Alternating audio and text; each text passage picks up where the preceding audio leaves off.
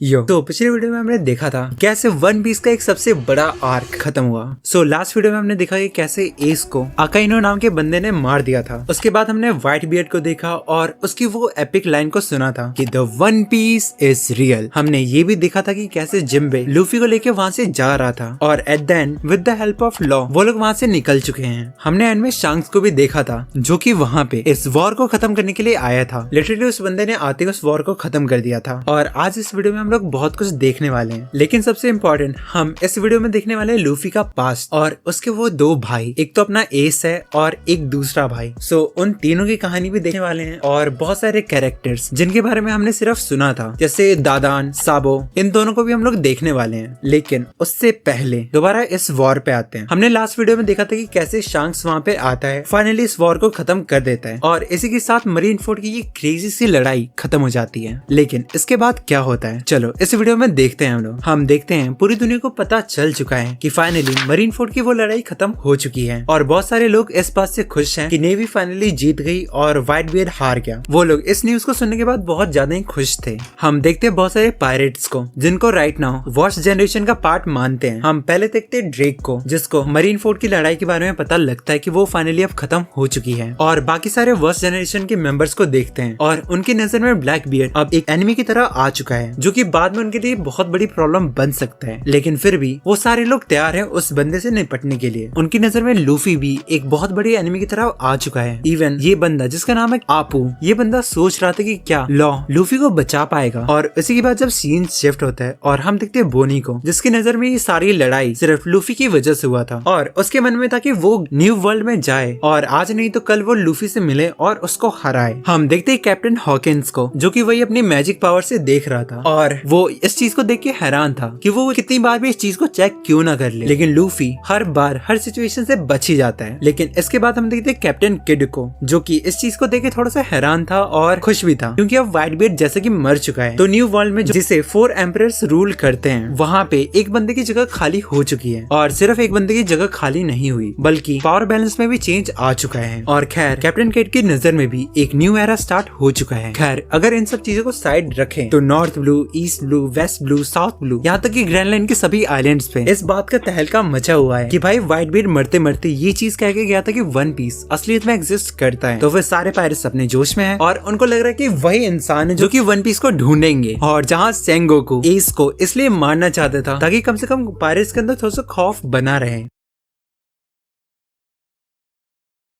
जहाँ पे नेवी खुश हो रही थी कि व्हाइट बियर्ड फाइनली मर चुका है। अब वहीं पे बहुत सारे आइलैंड्स ऐसे थे जस्ट लाइक फिशमैन आइलैंड जिसको व्हाइट बियर्ड प्रोटेक्ट कर रहा था। और क्योंकि अब व्हाइट बियर्ड मर चुका है तो वहाँ पे बहुत सारे पायरेट्स आते हैं, उसके फ्लैग को बीच से फाड़ देते हैं और वहाँ रह रहे लोगों को बहुत ही परेशान करते हैं। और बहुत सारे पायरेट्स जैसे कि ये बंदा जो कि अपने आप को ब्राउन बियर्ड कह रहा था, ये भी वैसे ही एक आइलैंड को कैप्चर कर चुका है। सीन शिफ्ट होता है और हम देखते हैं नेवी की एक बैटलशिप जहाँ पे बहुत सारे लोग पत्थर के बने हुए हैं और इस काम को किसने किया ये बात तुम्हें भी पता है। उस बैटलशिप पे हमारी बोआ हांगकॉक थी और वो बस वहाँ पे इसलिए थी ताकि वो लूफी के ऊपर नजर रख पाए कि आखिर वो कैसा है अभी। क्योंकि तुम्हें याद होगा कि लास्ट वीडियो में लॉ लूफी और जिम्बे को लेके जा चुका था। हम देखते हैं बोआ हांगकॉक लॉ से डायरेक्टली पूछ रही थी कि आखिर लूफी फिलहाल कैसा है। लॉ हांगकॉक से सीधा सीधा कह देता है कि जितना उससे हो सका उसने अपनी पूरी कोशिश कर ली है कि वो लूफी और जिम्बे को बचा पाए। लेकिन इस बात को लॉ भी जानता है कि लूफी और जिम्बे ने बहुत सारी डैमेजेस को अपने ऊपर लिया है और उन डैमेजेस से खुद को रिकवर कर पाना इतना आसान तो नहीं होने वाला। तो इन शॉर्ट लॉ कोई भी गारंटी नहीं दे सकता कि लूफी और जिम्बे,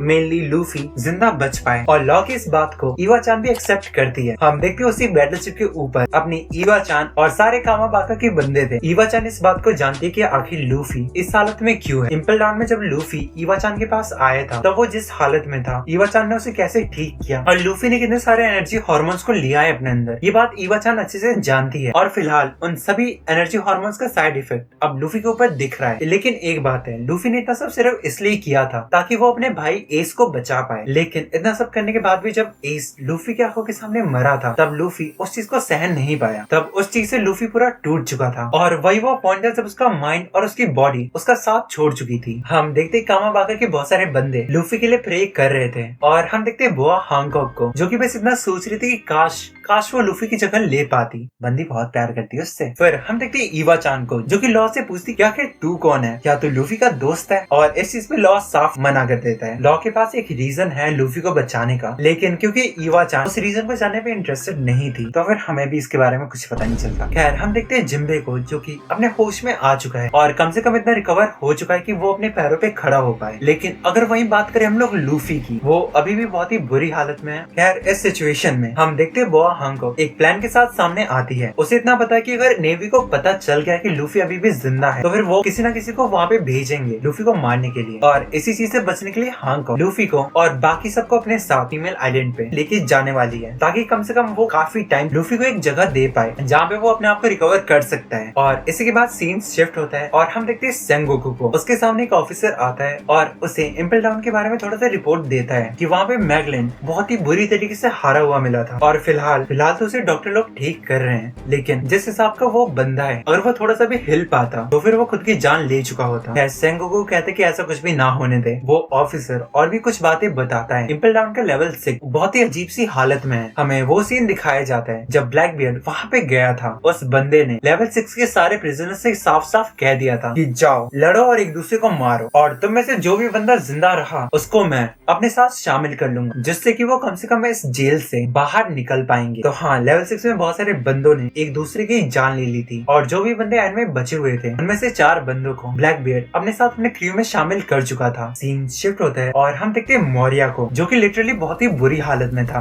और ऐसा उसके साथ डो फ्लामिंगो कर रहा था। और डो फ्लामिंगो ऐसा किसके कहने पे कर रहा है? सेंगोकू नहीं, किसी उससे भी ऊपर वाले बंदे ने उसे ऑर्डर दिया है कि वो मोरिया को यहीं पे खत्म कर दे और डो फ्लामिंगो अपने इस ऑर्डर को अच्छे से फॉलो कर रहा है। सो अब सीन अगेन से शिफ्ट होता है और हम देखते हैं बोआ हांगको की रियल वाली शिप उसके पास आ चुकी है। और यही वो टाइम था जब ईवा चान और बाकी सारे कामाबागा क्विंडम के लोग लूफी को एंड बाकी सबको फाइनली बाय बाय कह देते हैं, क्योंकि इस पॉइंट के बाद से वो लोग लूफी की मदद नहीं कर पाएंगे। लेकिन जाते जाते वो लूफी से इतना कह के जाते कि वो मरे ना और इन फ्यूचर उससे वो लोग जरूरी मिलेंगे। हमें थोड़ी देर बाद का सीन दिखाया जाता है जब फाइनली बोआ हांगको, लूफी, जिम्बे, लॉ और इन सभी को लेके अमेज़न लिली आ चुकी है। ऑफ कोर्स वो लोग आइलैंड के अंदर नहीं जाते, वो लोग अपने आप को अमेज़न लिली के एक एरिया में रोक लेते हैं जहाँ पे कि वो लोग लूफी का ट्रीटमेंट कर पाए। हम देखते हैं अमेज़न लिली में, जहाँ पे सारी लड़कियां इस बात से खुश थी कि फाइनली उनकी स्नेक प्रिंसेस उनके पास वापस आ चुकी है। लेकिन बोआ हांगको को सिर्फ लूफी की चिंता लगी हुई थी। खैर कुछ टाइम बाद जब फाइनली उसे पता लगता है कि लूफी फाइनली अपने होश में आ चुका है, तब जाके उसके सांस में सांस आती है और इसी पॉइंट पे बोआ हांगको उससे मिलने के लिए बिल्कुल उतावली हो रही थी। खैर हम देखते हैं ग्रैंडमा न्योन को, जो कि वहाँ पे आती है और थोड़ा बहुत उसे लेक्चर देती है कि सबसे पहली बात तो किसी मर्द का आना ही इस आइलैंड में बिल्कुल मना था। अगर बोआ हांगको को उससे मिलने भी जाना है तो वो सिर्फ अकेले जाए, किसी और को लेके ना जाए, क्योंकि ये एक बैड इंप्रेशन की तरह बाकी सबके चेहरे पे छाएगा। खैर ग्रैंडमा न्योन ये बात जानती है कि बोआ हांगको को एक सबसे खतरनाक बीमारी ने जकड़ लिया है, और वो क्या है? वही जो कि तुम्हें होता रहता है लेकिन सामने वाले को तुमसे नहीं होता।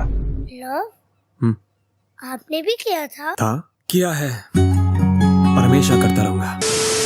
फिर हम देखते हैं लूफी को, भले वो होश में आ चुका है लेकिन वो बिल्कुल भी ठीक नहीं है। वो इधर उधर हमला किए जा रहा था, वो पेड़ों के ऊपर हमला कर रहा है, वो कहीं पे भी हमला कर रहा था ताकि बस उसका गुस्सा या फिर जो उसके अंदर फीलिंग थी वो बाहर आ पाए। लेकिन जैसे उसे एस के बारे में याद आता है कि आखिर उसका भाई अब उसके साथ नहीं रहा, तो फिर वो फिर से अपना होश खो देता है और वो बहुत ही बुरी तरीके से रोने लगता है। और लिटरली लूफी को इस हालत में कभी भी तुमने नहीं देखा होगा। लूफी उस लेवल पे रो रहा था, वो अपना सर लेके इधर उधर मार रहा था, वो बहुत सारे पेड़ों को तोड़ रहा था। इन शॉर्ट अगर हम कहें तो वो पूरा पागल हो चुका था। और हम देखते हैं जिम्बे को, जो कि दूर खड़ा होकर ये सब चीजें देख रहा था। और जब फाइनली लूफी उसके सामने आता है, उसे रियलिटी चेक देना चाहता था। फाइनली ये सही में मर चुका है, लेकिन लूफी इस बात को मानने के लिए तैयार था ही नहीं। वो ये चीज बिल्कुल भी नहीं सुनना चाहता कि उसका भाई मर चुका है। लूफी को लग रहा था कि वो सिर्फ एक बुरा सपना देख रहा है। उसने अपने गाल को बहुत बुरी तरीके से खींचा था ताकि वो उस सपने से बाहर आ पाए। लेकिन जब उसे पता लगता है कि सही में एस मर चुका है, वो पागलों की तरह रोता है। और यही वो समय था जब हमें लूफी का पास फाइनली हमें दिखाया जाता है कि आखिर वो एस से कैसे मिला था और कब मिला था। हमें एक सीन को दिखाया जाता है जब गार्ड लूफी को लेके एक इंसान के पास जा रहा था, और ये वो समय था जब लूफी ने गमगमनो फ्रूट खा लिया था, और यानी कि उसने डेविल फ्रूट को खा लिया था। और वो बस इस बात की रट लगा रहा था कि उसे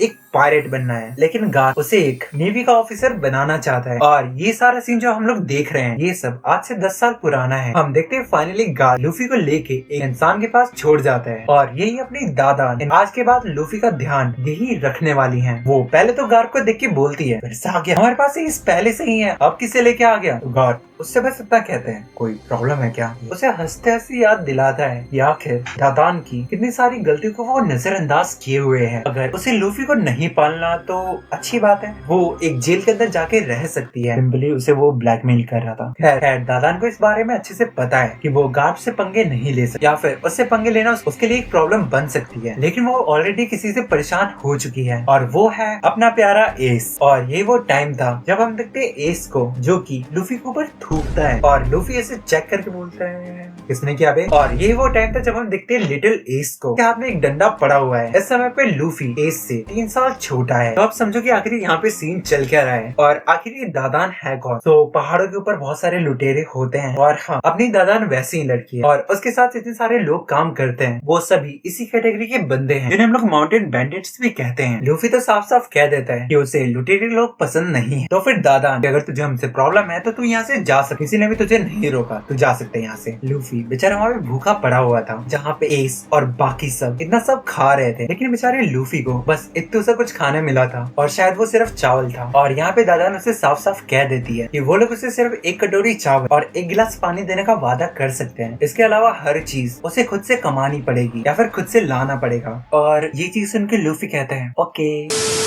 और यहाँ पे दादान को लगता है कि ये कैसा बच्चा है, यहाँ पे तो उसे रोना चाहिए था। बस इतना कहते कि उसे एक पॉइंट के बाद एक पायरेट बनना है तो फिर उसे इतना कुछ तो आना ही चाहिए। हम देखते हैं एस को जो कि वहाँ से उठ के चला जाता है। फिर हम देखते हैं लूफी को जो कि उसका पीछा करने लगता है। लूफी उससे कह रहा था, ओए मेरा नाम लूफी है और मुझे बुरा नहीं लगा कि तूने कल मुझ पे थूका था। एस कुछ रिप्लाई नहीं करता और वो बस आगे बढ़ रहा था और लूफी ने इसको इसलिए माफ कर दिया था क्योंकि तुम्हें याद होगा जब शांक्स के ऊपर उस एक अजीब से पायरेट ने हमला किया था तब शांक्स वहाँ पे बिल्कुल शांति से बैठा हुआ था, लेकिन जब लूफी उससे पूछता कि आखिर वो अपने आप को एक कमजोर क्यों दिखा रहा था तो फिर शांक्स उससे बस इतना कहते कि भाई उसमें शायद कुछ नफरत होगी। बंदे ने अपनी नफरत मिटा ली और शांक्स ने बस इतना कहा था कि किसी की जान लेना तुम्हें मर्द नहीं बना। और इसी चीज को आइडियलाइज करके लूफी एस की गलतियों को माफ करता रहता है। गलतियों को, बंदे ने तो सिर्फ धोखा था ना। लूफी के सामने पेड़ को गिरा देता है ताकि वो उसका पीछा ना कर पाए, लेकिन जब लूफी उस पेड़ को पार करके एस के पास पहुंचने वाला था और वो एक ब्रिज को क्रॉस कर रहा था तब एस उस ब्रिज को भी तोड़ देता है। शाम को जब एस घर पे आता है उसे पता लगता है कि लूफी अभी तक घर पे नहीं आया,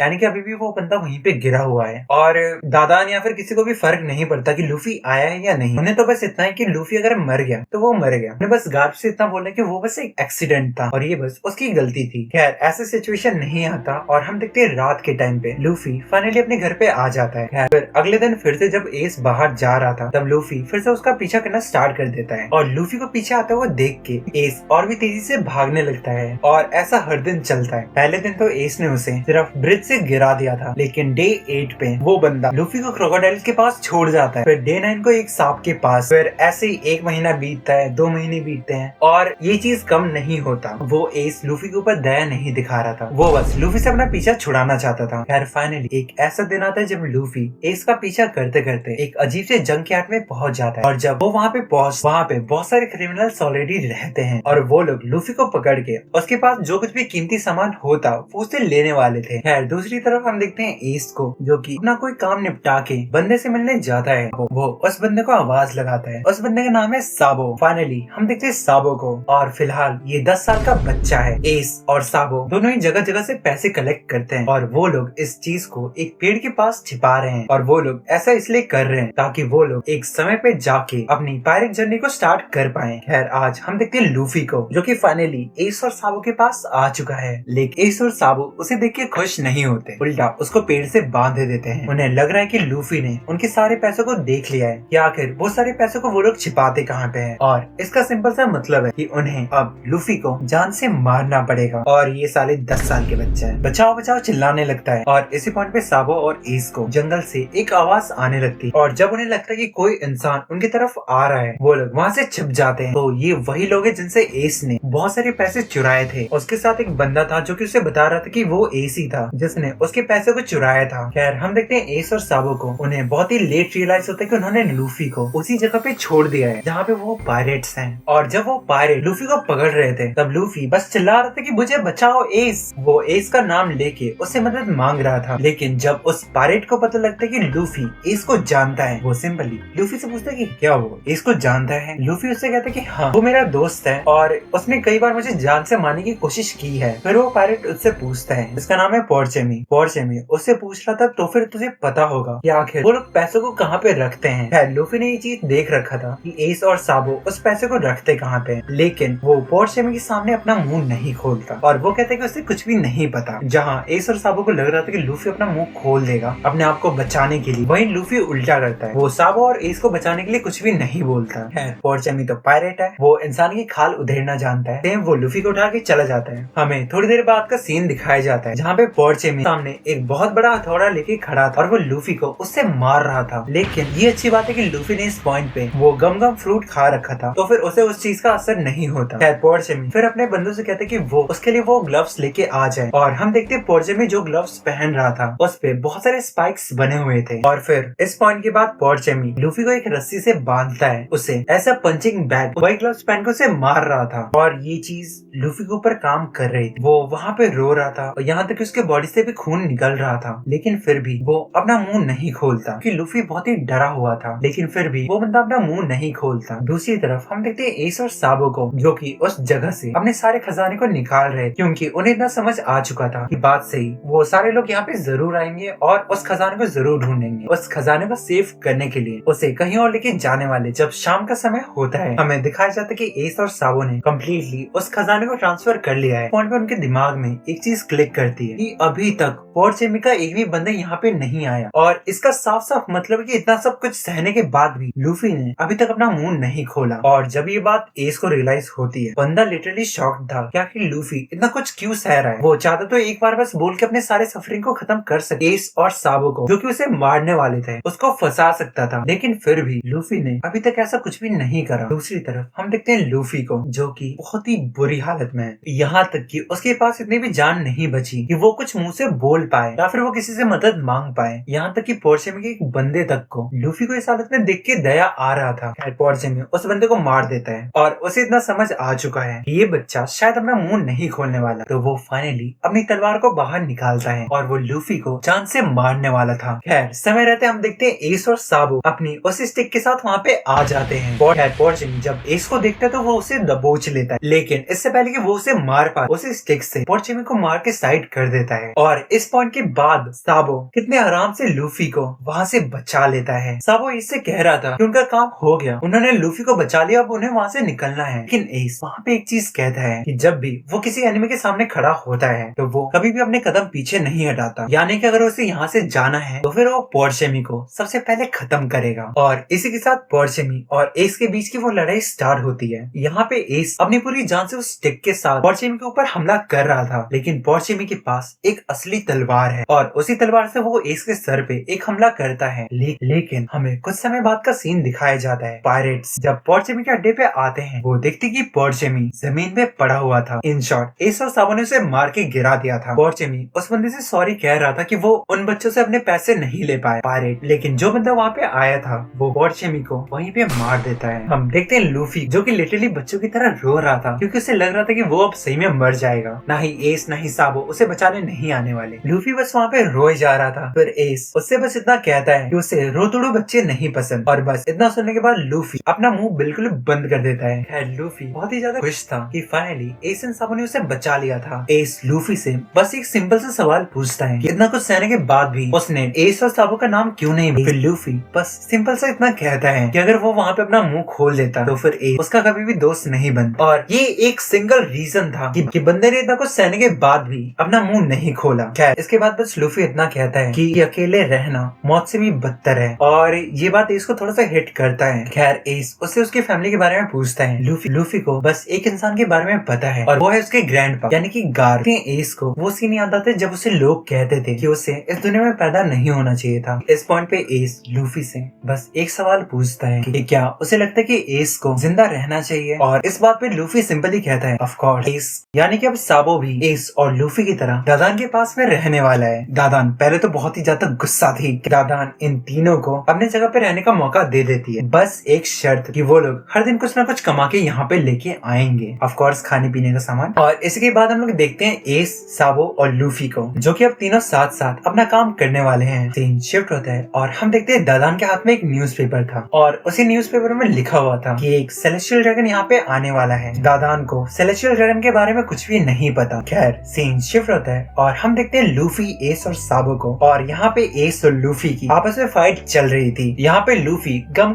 पिस्टल को इस्तेमाल कर रहा था या फिर कहें कि वो बस कोशिश कर रहा था कि वो अपनी पावर्स को इस्तेमाल कर, लेकिन वो ऐसा नहीं कर पाता और एस उसके मुंह पे दे मारता है। लेकिन एक चीज तो कंफर्म है, तीनों के बीच में एक बॉन्ड बन चुका है और आज के दिन वो लोग एक क्रोकोडाइल को मार के एज अ खाना घर पे लेके आते हैं। खैर हमें वही जंकयार्ड दिखाया जाता है जो कि एक्चुअल में ग्रे टर्मिनल के नाम से जाना जाता है। यहाँ पे पूरे आइलैंड का वेस्ट जमा होता है और जैसे ही कोई नई गाड़ी यहाँ पे कचरा फेंकने आती है, वैसे ही यहाँ पे रह रहे लोग सारे खुश हो जाते हैं। उन सभी को लगता है कि उस कचरे में से उन्हें कुछ कीमती मिल जाएगा। लेकिन जो ये जंकयार्ड है, इसी से बिल्कुल ऑपोजिट में जो ये बड़ी सी दीवार तुम्हें दिख रही है, इसी दीवार के दूसरी तरफ एक अलग ही दुनिया बसती है। हम देखते हैं साबो, लूफी और एस एक बड़ा सा इंसान बन के उस जगह पे जा रहे थे। खैर फिलहाल जहाँ पे वो लोग अभी जा रहे हैं उसको लोग हाईलैंड के नाम से जानते हैं, जहाँ पे सारे अमीर लोग और सारे ऑफिशियल्स रहते हैं। हमें गोवा किंगडम के बारे में बताया जाता है। वहाँ पे बहुत सारी जगह हैं, जैसे हाईलैंड जो कि सबसे बीच में है, फिर सेंट्रल टाउन, फिर एज टाउन, फिर उसके बाद वो बड़ी सी दीवार है, जिसके बाद फिर ग्रे टर्मिनल आता है, जिसके बाद अपना माउंट कॉर्वो, जहाँ पे वही दादान एंड उसके सारे बंदे वहाँ पे रहते हैं। और इन सभी से अलग एक जगह है विंडमिल विलेज, और ये वही जगह है जहाँ पे लूफी का बर्थ प्लेस है। खैर हम दोबारा आते हैं एस, साबो और लूफी, जो कि फिलहाल सेंट्रल टाउन में है और वहाँ पे आके वो लोग तबाही मचा रहे हैं। और इसी बीच जब साबो वहाँ से आगे बढ़ रहा था, तभी एक इंसान की नजर साबो के ऊपर जाती है। साबो को रोकने की कोशिश करता है, वो इस बात से हैरान था कि साबो भी जिंदा है। खैर साबो उस इंसान को इग्नोर करके आगे बढ़ने लगता है। जब एस उससे पूछता है कि वो इंसान कौन था, तब साबो बस उससे कहता है कि उस इंसान को इग्नोर करे वो। अब साबो वाली बात ज्यादा देर छिपती नहीं है और फाइनली साबो एस और लूफी को बताते कि जो इंसान उसे वहाँ पे बुला रहा था वो असलियत में उसका बाप है। एस को नहीं पता कि साबो ये झूठ क्यों बोल रहा था। अगर वो सेंट्रल टाउन में रह सकता है तो फिर वो यहाँ पे कर क्या रहा है। खैर फिर हमें पता चलता है कि साबो के ऊपर कितना प्रेशर पड़ता था।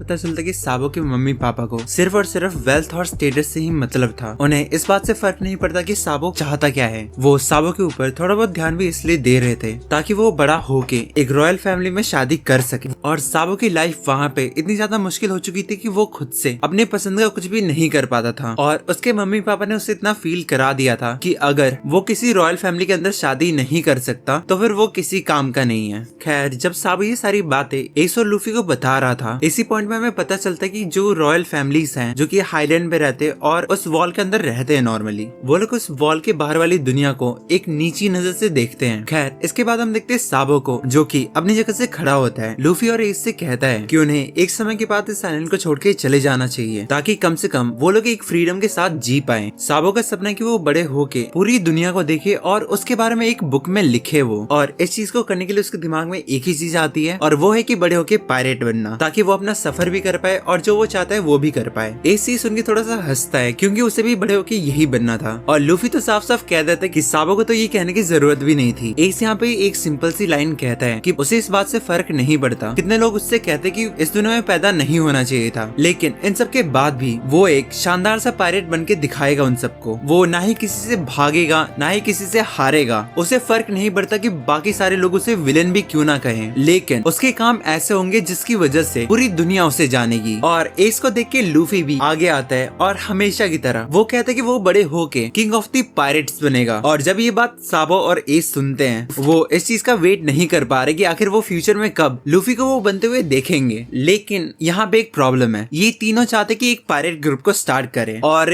तीनों ही कहने की चाहते कि वो लोग ही कैप्टन बने, लेकिन एक क्रू में 3 कैप्टन नहीं हो सकते। और यही वो रीजन था कि तीनों आपस में लड़ रहे थे कि मैं कैप्टन बनूंगा, मैं कैप्टन बनूंगा। खैर उन सबकी लड़ाई थोड़ी देर तक ये चलती होती है और उसके बाद हमें एक प्यारा सा सीन दिखाया जाता है जहाँ पे एस अल्कोहल लेके आता है। बहुत प्यारा सा सीन है ये। वो एक टेबल जैसी जगह पे 3 कप रखता है और तीनों में अल्कोहल गिराता है, अल्कोहल या फिर साके। और क्योंकि सभी ने डिसाइड कर लिया कि आखिर वो फ्यूचर में क्या बनने वाले हैं, तो फिर वो लोग आपस में ये भी डिसाइड करते कि अब वो तीनों अपना सफर अलग अलग से करेंगे। और जो ये बोतल लेके आया था ये दादान का है, वहाँ से चुरा के लाया था ये। और ये बोतल इसलिए लाया था क्योंकि ऐसा माना जाता है कि अगर कोई इंसान साथ में इसको पीता है तो फिर वो सभी एक भाई की तरह बन जाते हैं। और ये करना इसलिए भी जरूरी था क्योंकि आगे आने वाले सफर में वो तीनों एक साथ नहीं रहने वाले। लेकिन इसके बाद भी तीनों ये दिखाना चाहते चाहे इन फ्यूचर वो कहीं पे भी क्यों ना हो, उनके बीच में जो बॉन्ड था वो कभी भी नहीं टूटने वाला। और फिर यहीं पे हम ये एपिक सा सीन देखते हैं। इसके बाद हमें बहुत सारी चीजें दिखाई जाती है कि वो तीनों एक साथ कितने सारे कारनामे करते हैं, एक साथ कितना मजा करते हैं। और यहाँ तक कि जब तीनों में से कोई भी प्रॉब्लम में फंसता है तो बाकी दो से बचाते हैं। यहाँ तक कि तुम इन दीदी को जानते होगे, जब हमने पहली बार शांक्स को देखा था ये वही दीदी है जो कि उस बार के अंदर काम करती हैं। तो अभी साबो और एस के लिए भी कुछ नए कपड़े बना के उन्हें देती है। हमें कुछ समय बाद का ये भी सीन दिखाया जाता है जब गार्प वहाँ पे आया था और वो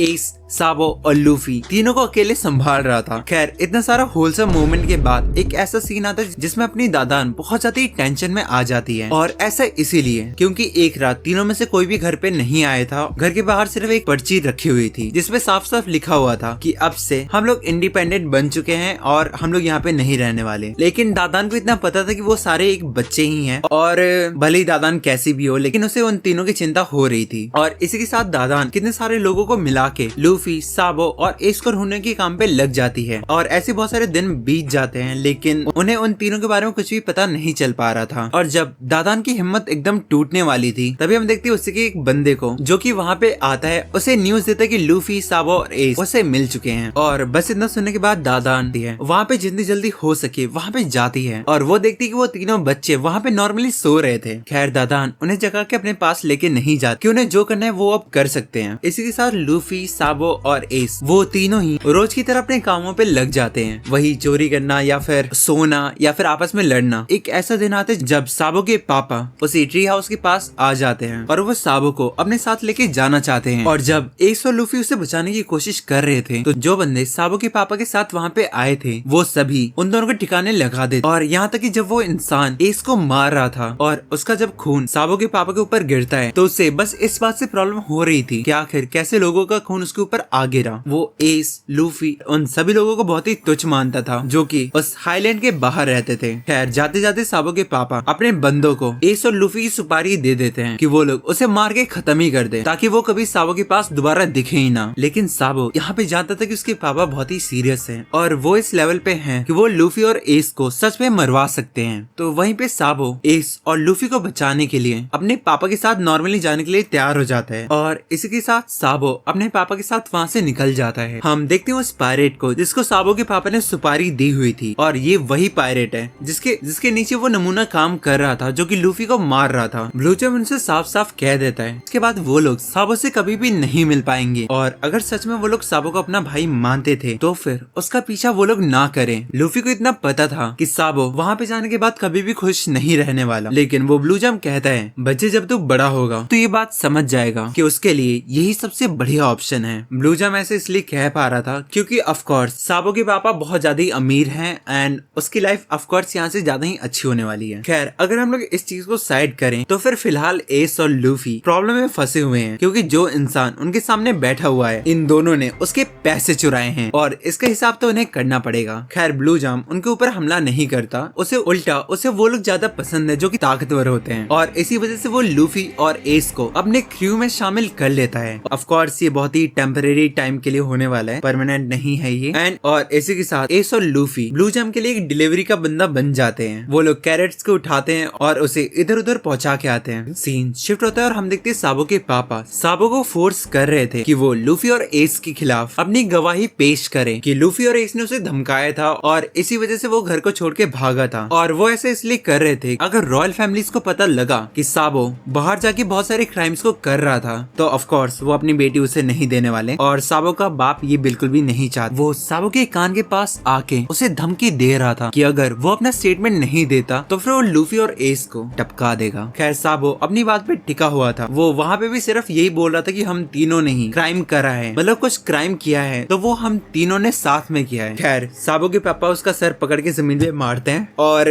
जो पुलिस वाला स्टेटमेंट ले रहा था उसे कहता है चल लिख, ये लिख। मतलब कि वो थोड़े पैसे दे के ऑफ कोर्स स्टेटमेंट अपने फेवर में करवा लेते हैं। थोड़ी देर बाद हम देखते हैं साबो का एक छोटा भाई भी है जो कि एग्जैक्टली जैसा उसके मम्मी पापा चाहते हैं वैसा ही है। एक अच्छा खासा बच्चा जो कि उनकी बातें सुनता है और उसके अंदर बहुत सारे एटिकेट्स हैं। वो क्राइम नहीं करता, उसे रॉयल फैमिली की लड़कियां पसंद करती होंगी। और मजे की बात, ये बच्चा उनका बच्चा नहीं है, इस बच्चे को उन लोगों ने अडॉप्ट किया है और इसका नाम है स्टैली और ये 8 साल का बंदा है। खैर ये स्टैली बहुत ज्यादा ही चंट है। जितना ये अपने मम्मी पापा के सामने सीधा बनता है उतना ये है नहीं। और वो साबो के रूम में जाता है और उससे कहता है बड़े भैया मैंने सुना है कि आप पागल हो। ऐसा मैं नहीं, आपके मम्मी पापा कह रहे थे। और वो बंदा जाके साबो के बेड के ऊपर कूद जाता है। इसी पॉइंट पे वो एक बात ऐसी कह देता है जिसको सुन के साबो को बहुत ज्यादा ही गुस्सा आता है। और वो बात ये थी कि अगले दिन साबो के पापा बहुत सारे लोगों के साथ मिलके ग्रे टर्मिनल में आग लगाने वाले हैं। हाँ बिल्कुल वही जगह जहाँ पे बहुत सारे लोग रहते हैं और हाँ वही जगह जहाँ पे लूफी और एस भी है। अभी खैर ये डिसीजन आज का नहीं है बल्कि 1 महीने पहले का ही है और इस चीज को साबो के पापा खुद से नहीं करना चाहते, बल्कि जितने भी लोग यहाँ पे रहते हैं जो कि अपने आप को नोबल्स कहते हैं वो लोग किंगडम ऑफ गोवा के सारे ट्रैश को खत्म करना चाहते हैं। और ट्रैश का मतलब यहाँ पे लोगों से भी है, वो लोग उन्हें जला के खत्म कर देना चाहते हैं। खैर ऑफ कोर्स जब साबो को ये सारी चीजें पता लगती हैं वो उस घर के अंदर तो रुकता नहीं है, वो खिड़की से कूद के वहाँ से निकल जाता है। और यहाँ पे एक और पॉइंट हमें पता लगता है, जो ब्लू जेम पायरेट्स हैं वो लोग भी इस काम पे लगे हुए हैं। और थोड़ी देर पहले हमने देखा था कि लूफी और एस कुछ सामान को इधर उधर लेके जा रहे थे और अभी हमें पता चलता कि वो सामान असलियत में बहुत सारे एक्सप्लोजिव्स हैं जो कि ग्रे टर्मिनल के बहुत सारे पॉइंट्स पे रखे जा चुके हैं। खैर हम देखते हैं अगले दिन जहाँ पे साबो बहुत ज्यादा टेंशन में दिख रहा था, वहीं बाकी सारे लोग जो कि हाईलैंड पे रहते हैं उनको कुछ भी फर्क नहीं पड़ रहा था, ऐसे उन्हें इसके बारे में कुछ भी नहीं पता। और इसी पॉइंट पे साबो ट्राई करता है कि वो बड़े लोगों को उनको बताए कि आखिर यहाँ पे होने क्या वाला है। और जब वो ऐसा करने की कोशिश करता है वो ये चीज जान के हैरान था कि यहाँ बैठे सारे लोगों को इसके बारे में ऑलरेडी पता है, लेकिन वो लोग चुप हैं। खैर ऐसे ही टाइम बीतता है और हम देखते हैं कि शाम हो चुकी है। हम देखते हैं एस और लूफी को समहाउ इस बारे में पता लग चुका है कि ब्लू जेम यहाँ पे आग लगाने वाला है। खैर ब्लू जेम उन्हें एक पिलर से बांध देता है, लेकिन अब वो टाइम आ चुका है जहाँ पे सही में ग्रे टर्मिनल अब जल रहा था। पहले तो वहाँ रह रहे लोगों को नॉर्मली कुछ भी पता नहीं चला था, लेकिन जैसे जैसे टाइम बीता और रात का समय हो चुका था वहाँ पे आग बहुत ज्यादा ही बढ़ चुका था। हम देखते हैं गोवा किंगडम के बहुत सारी जगहों से लोग इस चीज को देख रहे थे, यहाँ तक कि हम देखते हैं दादान को जो कि इस चीज को देख के हैरान थी कि आखिर ग्रे टर्मिनल में ये आग कैसे लग गई। और यहाँ पे हम लोग बहुत सारी डिस्टर्बिंग सीन को देखते हैं जहाँ पे लोग लिटरली सो रहे थे और उन्हें इस चीज का पता भी नहीं चला था कि भाई वहाँ पे आग लग रखी है और वो लोग वहाँ पे लिटरली जल जाते हैं। बहुत सारे लोग अपने साथी को उठा के वहाँ से भाग रहे थे, लेकिन उनके पास कोई भी जगह नहीं थी भागने के लिए। यहाँ तक कि इकलौता रास्ता वहाँ से निकलने का वो भी अब पूरी तरीके से जल रहा था। और यहाँ पे एक चीज ऐसा होता है ना जो कि देख के दिल को सुकून मिलता है। हम देखते हैं ब्लू जेम अपने काम को करके वहाँ से निकलने वाला था, लेकिन इससे पहले कि वो वहाँ से निकले उधर का गेट लिटरली बंद हो जाता है। और हाँ यहाँ पे ब्लू जेम को एक प्यारा सा धोखा मिल जाता है। खैर दूसरी तरफ हम देखते हैं लूफी और एस को जो कि उसी पिलर से बंधे हुए थे, लेकिन कुछ समय बाद हम देखते हैं कि उन दोनों ने एक दूसरे को बाहर निकाल दिया था। वहाँ से सीन शिफ्ट होता है और हम देखते हैं साबो को जो कि ग्रे टर्मिनल की तरफ जा रहा था, लेकिन इस पॉइंट पे वो देखते हैं कि उसके सामने बहुत सारे पुलिस गार्ड्स हैं जो कि उस गेट को बंद किए हुए थे। और ऑफ कोर्स सी बात है कि साबो उनके सामने कुछ भी नहीं कर पाता। वो लोग साबो को उठाते हैं और कहीं पे फेंक आते हैं। और जब साबो वहाँ पे पड़ा हुआ था और वो सोच रहा था कि आखिर जो लोग ग्रे टर्मिनल के अंदर रह रहे थे और लूफी और एस के साथ अभी क्या हो रहा होगा, वो इस चीज को देख के बहुत ही रो रहा था और उसे समझ नहीं आ रहा था कि आखिर वो अभी करे क्या। और इसी पॉइंट पे हम देखते हैं एक इंसान को जिसको इसी तरह तुमने लॉकडाउन के अंदर भी देखा होगा। वो साबो के सामने आता है, उसे पहले तो जमीन से उठाता है और साबो वहाँ पे कहता है कि भले ही यहाँ पे रह रहे लोग उन ग्रे टर्मिनल के लोगों को ट्रैश कह रहे हो, लेकिन उन सब से बहुत ज्यादा बदतर यहाँ के लोग हैं। जहाँ पे एक नॉर्मल इंसान अगर वो एक अमीर घर में पैदा होता है तो फिर वो अपने आप को बहुत ही ग्रेटफुल मानता है, लेकिन यहीं पे साबो इतना सब देखने के बाद ये कह सकता था कि उसे यहाँ पे पैदा नहीं होना चाहिए था। और हम देखते हैं उस इंसान को जो कि असलियत में अपना ड्रैगन है, ड्रैगन जो खुद किंगडम ऑफ गोवा में पैदा हुआ था, उसने भी अपनी लाइफ में इन सब चीजों को सहा है, लेकिन फिलहाल उसके पास इतना पावर नहीं है कि वो इन सब चीजों को चेंज कर पाए। हम देखते हैं कि इंसान को जो कि ड्रैगन के सामने आता है और उससे बस इतना बोलता है कि जो भी प्रिपरेशन वो लोग कर रहे थे वो सब अब फाइनली पूरी हो चुकी है। खैर सीन शिफ्ट होता है और हम देखते हैं ब्लू जेम को जलते हुए अपने आंखों के सामने देख रहा था। सही हुआ उसके साथ। एक तरफ हमें इन सब का पीओवी दिखाया जा रहा था जहाँ पे सब लोग इस आग की वजह से बहुत ज्यादा इफेक्ट हो रहे थे, वही अब हमें पीओवी दिखाया जाता है उन सभी लोगों का जो कि हाईलैंड में रहते हैं। उन्हें लिटरली इस चीज से बिल्कुल भी फर्क नहीं पड़ रहा था, उल्टा वो लोग अपनी खिड़कियां बंद कर रहे थे क्योंकि उस आग से जो रोशनी वहाँ पे आ रही थी वो उनकी आंखों में चुभ रही थी। खैर हम देखते हैं लूफी, एस और ग्रे टर्मिनल के सारे लोग अपने आप को बचाने की पूरी कोशिश कर रहे थे। हम देखते हैं वहाँ पे ब्लू जेम पायरेट्स वापस आते हैं इस पॉइंट पे भी जहाँ पे हर जगह आग लगी पड़ी है। वो सारे एस के पास आते हैं और उससे बस एक सवाल पूछते कि आखिर उनका वो खजाना कहाँ पे है जो कि एस ने चुराया था। और ये सवाल वो लोग अपनी तलवारों को निकाल के प्यार से पूछ रहे थे। एस इस चीज को देख के हैरान था कि इस पॉइंट पे भी उन्हें बस अपनी जान की जगह पे एक खजाने की फिक्र है। खैर फाइनली एस उसे बता देता है कि आखिर उसने खजाने को कहाँ पे रखा हुआ था। और वंस अ गद्दार ऑलवेज अ गद्दार। जब एस ने उसे ये चीज बता दिया था, ब्लू जेम उसके ऊपर गन पॉइंट करके कहता है थैंक यू। खैर जो बंदा एस को पकड़े हुए था, एस उसके हाथ पे काट के अपने आप को वहाँ से दूर कर लेता है। और जब ब्लू जेम पायरेट्स दोबारा उठ के एस और लूफी को मारने वाले थे, हम देखते ग्रे टर्मिनल के बहुत सारे लोग एक साथ सामने आते हैं और ब्लू जेम पायरेट्स का सामना करते हैं, लेकिन ऑफ कोर्स वो लोग उन्हें हरा नहीं पाते। खैर जब फाइनली ब्लू जेम पायरेट्स उन सभी ग्रे टर्मिनल वाले बंदों को हरा देती है, वो बंदा एस के ऊपर दोबारा से अपने गन को पॉइंट करता है, लेकिन इससे पहले कि वो उसे मार पाता, दादान वहाँ पे अपने बंदों के साथ आ जाती है। और यहाँ पे हमें पता चलता कि आखिर गार्प ने दादान को आखिर क्यों चूज किया था कि वो एस लूफी का ध्यान रखे। वो ब्लू जेम के सामने अपने हथियार को रखती है और उसे धमकी दे रही थी और अगले ही पल वो एस और लूफी को कहती कि भागो यहाँ से। लेकिन जैसे कि हमें पता है कि एस एक लड़ाई को स्टार्ट होने के बाद वहाँ से भागता नहीं है और सेम वो इस पॉइंट पे भी वहाँ से नहीं भागता। और क्योंकि एस वहाँ से नहीं भागता, दादान और लूफी भी वहीं पे थे। ब्लू जेम उनको देख के एक सिंपल सी बात बोलता है कि एक बैटल फील्ड में दो तरह के इंसान जिंदा रह पाते हैं, एक वो इंसान जो कि सही में बहुत ज्यादा ताकतवर है और दूसरा जो कि बहुत ही कायर है, क्योंकि ऑफ कोर्स वो लड़ता नहीं है, वो पहले ही हार मान लेता है, लेकिन जिसके अंदर बहुत ज्यादा ओवर कॉन्फिडेंस होता है वो सबसे पहले मरता है। तो इन शॉर्ट वो दादान और एस को सिर्फ कॉन्फिडेंस का पिटारा कह रहा था। हम देखते ग्रे फील्ड के बाकी सारे बंदों को जो कि वहाँ पे बचे हुए थे, यानी कि उन्होंने ब्लू जेम पायरेट्स से लड़ाई नहीं की थी, वो लोग वहाँ पे बस रो रहे थे क्योंकि उन्हें इस पॉइंट पे सिर्फ और सिर्फ अपनी मौत नजर आ रही थी। लेकिन इसी पॉइंट पर हम एक चीज को देखते हैं, एक बहुत तेज सी हवा वहाँ पे आती है और उस आग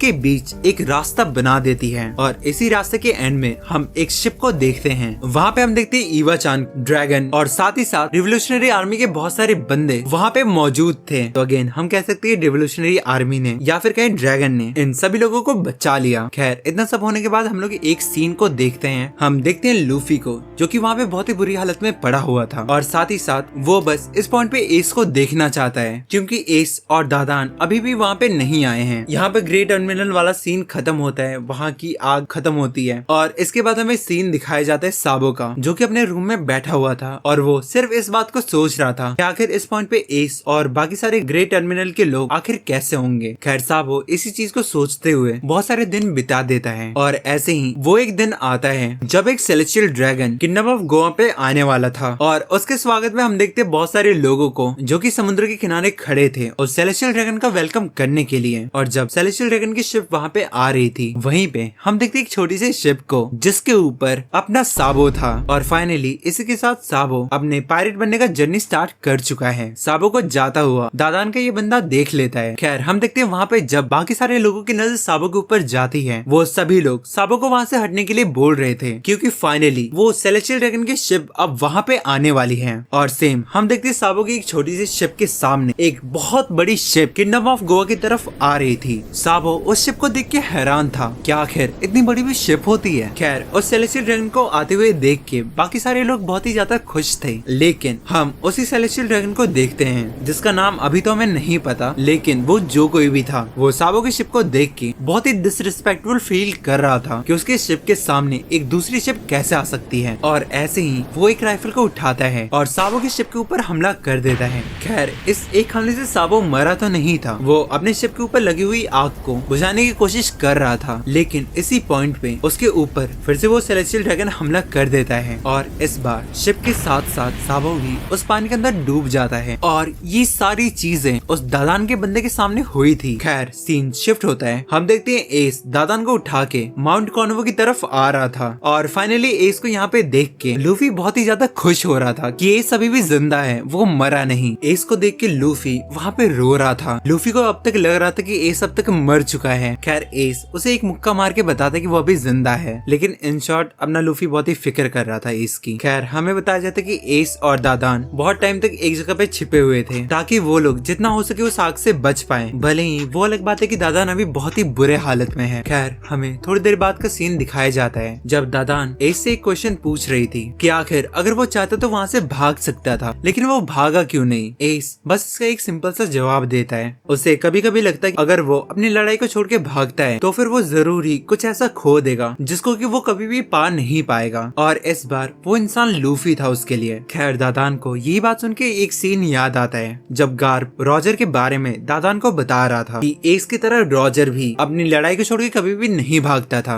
ऑफ कोर्स ये बात है कि तुम्हें ये बात पता होना चाहिए कि एक लड़ाई में कब तुम्हें पीछे हटना है, लेकिन सेम रॉजर के साथ भी सेम ही सीन था। रॉजर को भी लगता था कि अगर वो उस लड़ाई को छोड़ के भागता है तो हाँ ये सिर्फ ईगो वाली बात नहीं है कि एक बार मैंने लड़ना स्टार्ट किया तो मैं वहाँ से भाग नहीं रहा। इसमें एक फैक्टर ये भी है कि तुम अपने खास लोगों को मुसीबत में नहीं डालना चाहते। और वैसे भी जब ऐसी सिचुएशन आती थी तब रॉजर एक मॉन्स्टर से कम नहीं था, और ऐसा पता नहीं कितनी बार हुआ है कि उसने बहुत सारे बंदों को सिर्फ इस वजह से पीटा था क्योंकि वो लोग उसके साथियों के बारे में बुरा बोल रहे थे। और शायद ये वही रीजन है जहाँ पे पूरी दुनिया रॉजर को एक बहुत बड़े क्रिमिनल की नजर से देखती थी, वहीं पे उसके सारे दोस्त उसके ऊपर ब्लाइंडली ट्रस्ट करते थे, उसकी रिस्पेक्ट करते थे। खैर इस फ्लैशबैक से हम लोग बाहर आते हैं तो हाँ हम लोग कह सकते हैं कि एस के अंदर ये क्वालिटी डायरेक्ट रॉजर से ही उसके अंदर आई है। हम देखते हैं लूफी को जो कि घर के बाहर अपना खेल रहा था, अभी वो बंदा वहाँ पे आता है जिसने एस को मरते हुए देखा था, और जब वो साबो वाली बात सभी को बताता है तब सारे लोग बहुत ही ज्यादा शॉक्ड थे, यहाँ तक कि एस उसे मारने को हो रहा था। एस को ये सब बिल्कुल झूठ लग रहा था, लेकिन वो बंदा बताता कि हाँ ये सच है। और इस बात को सुन के लूफी बहुत बुरी तरीके से रोना स्टार्ट कर देता है। एस उस बंदे का कॉलर पकड़ता है और उससे पूछता है कि आखिर वो कौन से इंसान था जिसने एस को मारा। एस अपनी स्टिक उठा के उस सेलेस्टियल ड्रैगन को मारने के लिए जाने वाला था, लेकिन दादान उसे पकड़ के वहीं पे गिरा देती है क्योंकि उसे ये बात अच्छे से पता है अगर एस वहाँ पे अपना बदला लेने जाता है तो फिर सिंपली वो वहाँ पे जाके मरेगा ही। हम देखते हैं लूफी को जो कि बहुत बुरी तरीके से रो रहा था, उसे चुप कराते हुए एस कह रहा था कि मर्द कभी रोते नहीं है। और हम देखते हैं अगले दिन एक लेटर उनके पास पहुंचता है और वो लेटर था साबो का। ये मत कहना कि साबो भी जिंदा है, साबो ने ये लेटर बहुत पहले लिखा था, बस उसे पहुंचने में इतना टाइम लग गया। और अगर हम देखें कि आखिर उस लेटर में क्या लिखा हुआ था, भले ही साबो को ग्रे टर्मिनल के बारे में पता था, लेकिन वो इस बात को भी अच्छे से जानता है कि लूफी और एस इतनी आसानी से मरने नहीं वाले। तो फिर सेम वो उसमें लूफी और एस का हाल चाल पूछ रहा था। बाकी उसमें ये भी लिखा हुआ था कि जब तक उन्हें ये लेटर मिलेगा वो अपना सफर स्टार्ट कर चुका होगा। साबो उसमें बताता है कि उसके साथ बहुत कुछ हुआ था और उसकी वजह से उसने डिसाइड कर लिया था कि अब वो एक पायरेट बनने के सफर पे निकल जाएगा। वो थोड़ी देर और भी अपने घर पे नहीं रहना चाहता। उसकी नजर में भी एक पायरेट दुनिया का सबसे ज्यादा फ्री इंसान होता है। साबो लूफी और एस से कह रहा था कि एक दिन वो तीनों अपने सफर के दौरान एक दूसरे से समुद्र में मिलेंगे। साबो एस से पूछ रहा था कि आखिर उन दोनों में से कौन बड़ा है, और ऐसे इसीलिए क्योंकि साबो और एस दोनों ही 10 साल के थे, एक से 10 साल के थे। खैर लेकिन एक बात तो है, लूफी उन तीनों में से सबसे छोटा है और फिलहाल लूफी बहुत ही रोतड़ू है और बहुत ही कमजोर भी। साबो एस से कहता है कि वो फिलहाल लूफी का ध्यान रखे। और इस लेटर को पढ़ने के बाद एस जो कि थोड़ी देर पहले कह रहा था कि मर्द नहीं रोते, वो भी बहुत ही फूट फूट के रो रहा था। देखते हैं लूफी को जिससे याद आ रहा था कि कैसे साबो उनसे कह रहा था कि एक दिन वो लोग समुद्र में जरूर जाएं। उसे वो पन भी याद आता है जब एस, लूफी और साबो तीनों एक भाई बने थे। लूफी ये सारी बातें याद करके रो रहा था। तभी उसके पीछे से एस आता है और उसके सर पे मार के पूछता है कि आखिर वो ऐसा कितने टाइम तक रहने वाला है। हम देखते हैं लूफी को जो कि वहाँ पे रोते रोते कह रहा था कि वो और भी ताकतवर बनना चाहता है और वो ऐसे रोते रोते कह रहा था और लूफी बस इसलिए इतना ताकतवर बनना चाहता है ताकि उसे कभी भी उन लोगों को खोना ना पड़े जो कि उसके बहुत करीब है। इतना सब कहने के बाद लूफी एस से एक रिक्वेस्ट करता है कि वो उसे कभी भी अकेला ना छोड़े और यही वो पॉइंट था जब एस लूफी से वादा करता है कि वो कभी भी नहीं मरने वाला क्योंकि ऑफ कोर्स वो अपने रोतड़ू भाई को नहीं छोड़ सकता। एस लूफी से एक वादा लेता है कि वो लोग अपने लाइफ में ऐसा कुछ भी नहीं करेंगे जिससे कि उन्हें कभी रिग्रेट हो। साबो अपना सफर 17 साल की उम्र में करना चाहता था क्योंकि अगर वो 18 साल का हो जाता वो भी अपने पापा की तरह एक एरिस्टोक्रेट कहलाता जो कि वो कभी भी नहीं चाहता था। और सेम साबो की तरह ही एस और लूफी अपना सफर 17 साल की उम्र में स्टार्ट करने का वादा करते हैं। खैर हमें कुछ साल बाद का सीन दिखाया जाता है। उस समय में वापस लोग ग्रे टर्मिनल के अंदर रह पा रहे थे। हम देखते हैं लूफी को जो कि अब बहुत ही बड़ा हो चुका है और वो अब अपने डेडफुट की पावर्स को थोड़ा बहुत इस्तेमाल कर पा रहा था। वो इस समय एस के साथ फाइट कर रहा था। खैर ये अलग बात है कि वो एस को हरा नहीं पाता जिसके बाद एस लूफी के डेडफुट के ऊपर मजाक बना रहा था जिसकी वजह से वो दोनों आपस में लड़ रहे थे। तभी उन्हें फील होता कि साबो लूफी की तारीफ कर रहा था कि वो अपनी पावर्स को थोड़ा बहुत अच्छे से इस्तेमाल कर पा रहा था। इस बात को सुन के एस साबो भी बहुत ही गुस्सा करता है कि वो ऐसा कह के सिर्फ लूफी को बिगाड़ रहा है। लूफी साबो को थैंक यू बोल रहा था लेकिन साबो का वहाँ पे होना सिर्फ एक वहम था और इस चीज को देख के लूफी एंड एस दोनों शर्मा जाते हैं। लूफी एस से कहते कि साबो उससे ज्यादा अच्छा था। हमें थोड़ी देर बाद का सीन दिखाया जाता है जब लूफी और एस दोनों ही अपना एक अजीब सा घर बना के दादान के घर के बाहर रह रहे थे और वो अपने घर को एस कंट्री, लूफी कंट्री और दादान के घर को दादान कंट्री कह रहे थे। वो लोग ऐसा इसलिए कर रहे थे क्योंकि कुछ समय बाद सभी को अपना सफर खुद से करना पड़ेगा और इसीलिए वो दोनों ही हर सिचुएशन को खुद से हैंडल करना सीखना चाहते हैं। लेकिन जब हमें थोड़ी देर बाद का सीन दिखाया जाता है हम देखते हैं लूफी को जो कि अकेले ही एक भालू के सामने लड़ रहा था। एस भी वहीं पे था। लूफी उससे मदद मांगता है। एस को लग रहा था कि अब लूफी को इन सब का सामना खुद से करना चाहिए लेकिन एस को इस फैसले का बहुत ज्यादा रिग्रेट होता है क्योंकि उस भालू ने लूफी का कुछ ऐसा हाल कर दिया था और एस फिलहाल बहुत ही बुरी हालत में वहाँ पे पड़ा हुआ था। एस लूफी को वहाँ पे बचा नहीं पाया था। खैर कुछ समय बाद हम देखते हैं एस माकिनो के सामने खड़ा था। वो माकिनो से जानना चाहता था हम थैंक यू कैसे बोलते हैं और ऐसा वो इसलिए सीखना चाहता है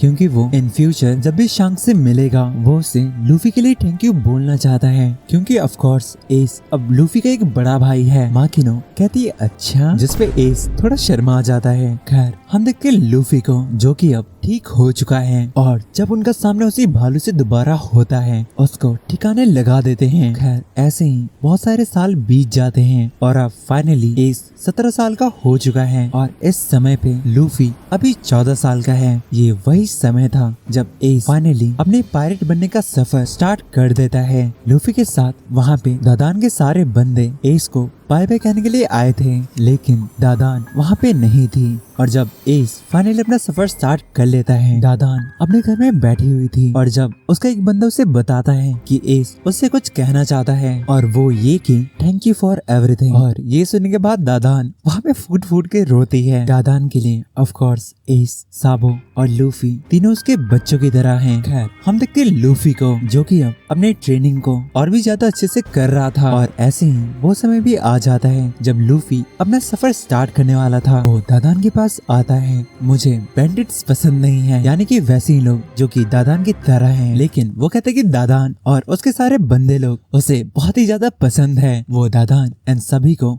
थैंक यू बोलता है और इसी के साथ लूफी ने हमारी प्यारी क्यूट दादान को फिर से रुला दिया। फाइनली लूफी अपना सफर स्टार्ट कर लेता है। वो आसमान में देखते हुए साबो से कह रहा था कि वो अब अपना सफर स्टार्ट करने वाला है और अब लूफी अपने इस छोटे से बोट से किंग ऑफ द पायरेट बनने का सफर स्टार्ट कर लेता है। खैर बैक इन प्रेजेंट हम देखते हैं लूफी को जो कि एस के मरने के बाद अपने आप को बहुत ही कमजोर समझ रहा था। इस समय पे उसके मन से किंग ऑफ द पायरेट बनने का गोल भी अब निकल चुका था। सीन शिफ्ट होता है और हम देखते हैं लूफी के बर्थ प्लेस पे। गार्प वहाँ पे आता है। गार्प को देख के सभी लोग लूफी के बारे में पूछ रहे थे। गार्प इस जगह को अपने अंडर लेने आया था ताकि इस जगह पे किसी पायरेट का हमला ना हो सके। ये बिल्कुल उसी तरह है जैसे व्हाइट बियर्ड ने फिशमैन आइलैंड को अपने अंडर ले लिया था। गार्प ने ऐसा इसलिए किया था क्योंकि व्हाइट बियर्ड मरते मरते ये कह के गया था कि वन पीस इज रियल, और इस वजह से पायरेट्स का आतंक अब और भी बढ़ने वाला है। खैर